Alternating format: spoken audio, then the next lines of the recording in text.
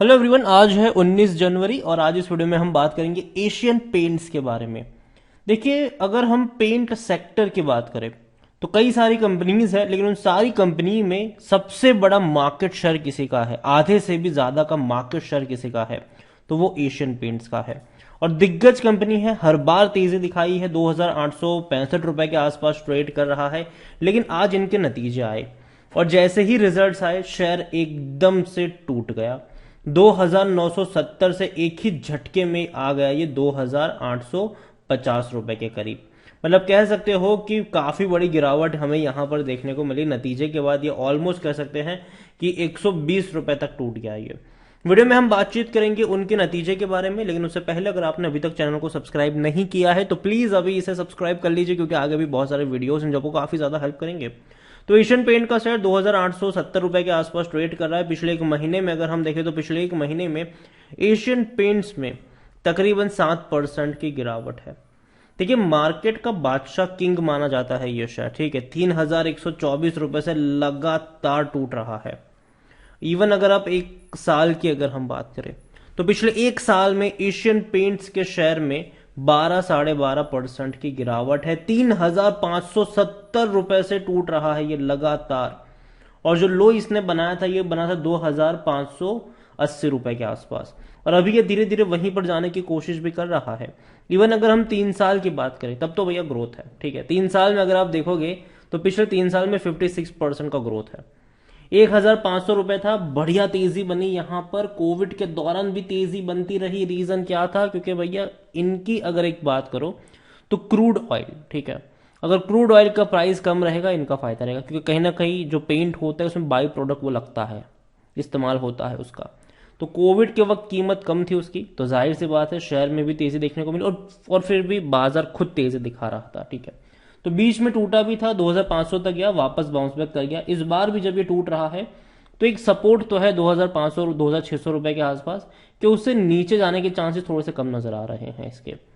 लेकिन नतीजे जो आए हैं उसकी सबसे पहले अगर हम बात करें तो नेट प्रॉफिट में 6% का जंप है।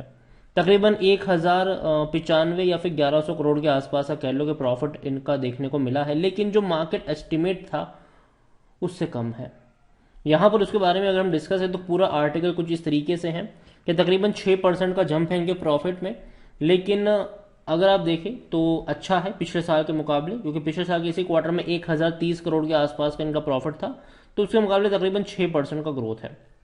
रेवेन्यू की भी अगर हम बात करें तो रेवेन्यू जो है वो तकरीबन 8600 करोड़ के आसपास रहे, जो कि 1% ज्यादा है पिछले साल के 8527 करोड़ के मुकाबले। मतलब कोई उतना बड़ा जंप नहीं है, ठीक है। लेकिन यहां पर गेम क्या था?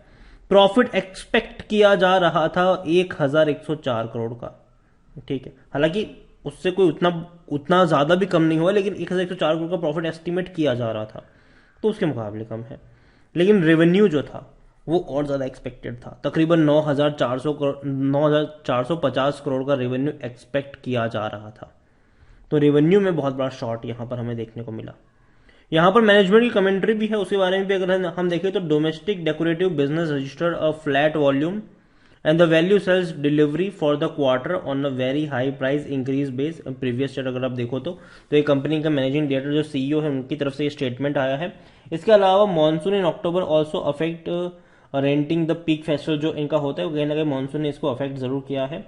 डिमांड पीक जरूर हुई नवंबर दिसंबर में, लेकिन जो डबल डिजिट ग्रोथ भी यहां पर देखने को मिली थी डेकोरेटिव बिजनेस इन दिसंबर में यहां पर देखने को मिली। कंपनी का कहना है कि देखो इनका जो बिजनेस है वो स्ट्रांग है, और आने वाले दौर में कंपनी जो है और अच्छी तरीके से अपने मार्केट को मतलब कैप्चर करेगी। इसके अलावा इनकी जो ग्रोथ है वो मिडिल ईस्ट और अफ्रीका में भी देखने को मिल रही है। स्पेशली अगर आप देखो तो श्रीलंका और बांग्लादेश में इनको कई सारे कहते हैं कि ऑर्डर्स मिले हैं, लेकिन इम्पैक्ट भी हुआ था, क्योंकि जाहिर सी बात है श्रीलंका और बांग्लादेश की इकोनॉमी कुछ खास अच्छी नहीं चल रही थी, जिसकी वजह से कहीं ना कहीं थोड़ा सा अफेक्ट यहां पर हुआ जरूर है। यहां पर इंटरनेशनल बिजनेस सेल्स की अगर बात करें तो 2.1% का जंप यहां पर आया जरूर है। और कंपनी जो है वो आने वाले दौर में भी होम डेकोर मार्केट कंटिन्यू करेगी, अपने एक्सपेंशन करेगी कई सारे बिजनेस इसमें, चाहे वो अलग अलग तरीके भी क्यों ना हो। ये अपने इन्होंने प्रेस रिलीज में ये सारी चीजें बताई है।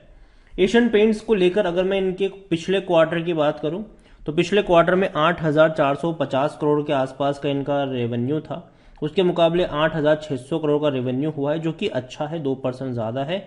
लेकिन पिछले क्वार्टर में इनका जो प्रॉफिट था वो सिर्फ 780 करोड़ था, तो उसके मुकाबले 1,000 करोड़ का प्रॉफिट कोई कम नहीं है, बहुत अच्छा 37% का जंप है पिछले क्वार्टर के मुकाबले। लेकिन आपको समझना होगा कि ये दिसंबर क्वार्टर है, इस क्वार्टर से एक्सपेक्टेशन हाई रहती है क्योंकि फेस्टिवल सीजन होता है, तो दिवाली वाला टाइम होता है, इससे एक्सपेक्टेशन हाई रहती है।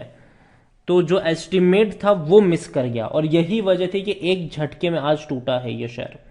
इनके शेयर होल्डिंग पैटर्न के बारे में डिस्कस करें उससे पहले अगर हम एशियन पेंट्स को लेकर देखा जाए तो एशियन पेंट्स में जो इनके according to Moneycontrol user वो कह रहे 26% लोग की बेचो, बाकी 64% लोग कह रहे खरीदारी करो, 10% लोग कह रहे होल्ड करो।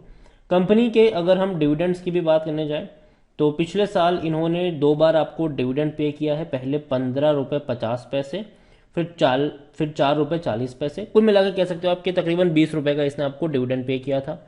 इस बार भी इसके आसपास का ही पे करेगा। इनके रेवेन्यू में लगातार तेजी है और अभी भी ये तेजी बनी रहेगी, क्योंकि अगर आप देखो तो फाइनेंशियल ईयर 2022 में अब तक के सबसे हाईएस्ट 29,000 करोड़ से भी ज़्यादा के रेवेन्यू थे। अभी भी देखो तो इनकी जो एवरेज है वो 8,500 करोड़ की तो है ही।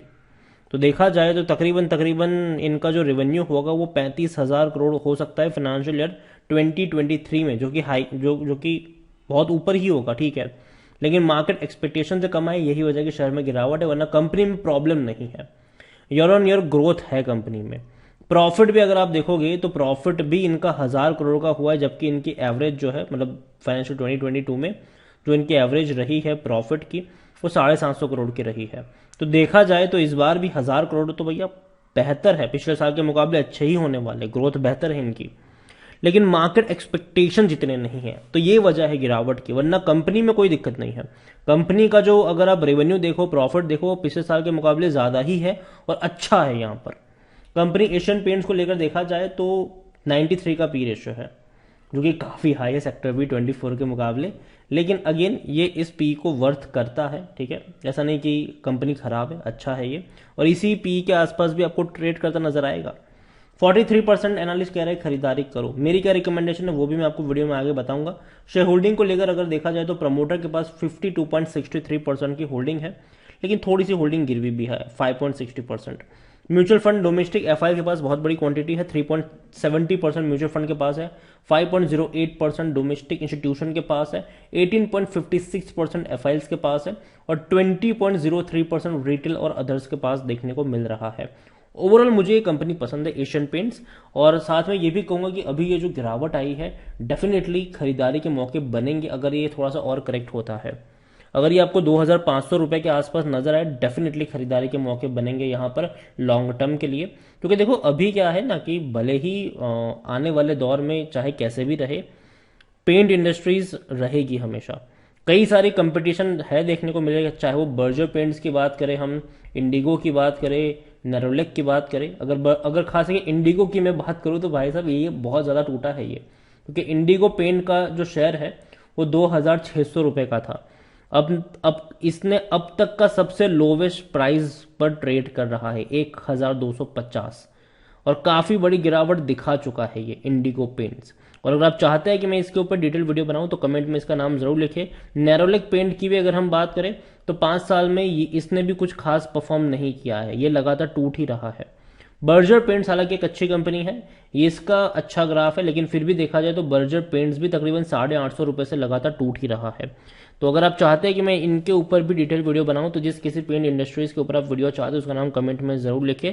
जिसकी ज्यादा कमेंट आएगी अगला वीडियो उसी का होगा। वीडियो को यहीं पे एंड करूंगा। पसंद आया हो तो लाइक करो, शेयर करें, चैनल पर अगर पहली बार है तो प्लीज सब्सक्राइब करें, और एशियन पेंट्स के बारे में आप क्या सोचते हैं वो भी आप मुझे कमेंट में लिखकर बता सकते हैं। Thank you.